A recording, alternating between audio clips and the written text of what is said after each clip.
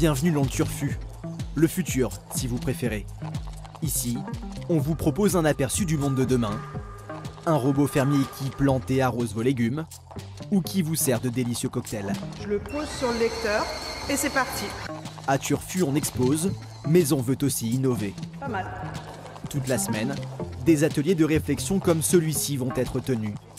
Ces étudiants en management du sport réfléchissent au vélo de demain. Achète un vélo classique et ensuite... À distance, on pourra bloquer le vélo quand on l'aura stationné et le débloquer avec un téléphone.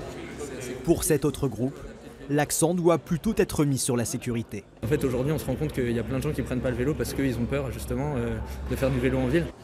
Alors pour les rassurer, le groupe a imaginé une écharpe airbag, une alternative au casque. Les gens ils veulent pas porter de casque parce que c'est pas joli, parce qu'on a l'air ridicule, parce que ça décoiffe. Donc voilà, une écharpe qui se déclenche quand il y a un choc, ça incite à la sécurité. Eux sont étudiants en sociologie de l'environnement. De plus en plus d'objets, mais on s'en sert de moins en moins parce qu'on a... Le vélo du futur, ils le voient recyclé plus que connecté. Ça nous rend dépendants à plein d'objets, ça oblige à avoir un smartphone, ça oblige à être dépendant d'une batterie, ça oblige à plein de choses. Avec tout ce qu'on sait sur les ressources énergétiques, sur la pollution, sur enfin voilà, tous les problèmes environnementaux en général, on ne va pas pouvoir toujours créer des nouveaux gadgets qui vont créer d'autres problèmes, qui vont être résolus par d'autres gadgets, enfin, c'est impossible. Des points de vue très différents qui se confrontent.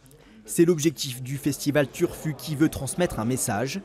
L'innovation n'est pas réservée qu'aux ingénieurs et aux chercheurs.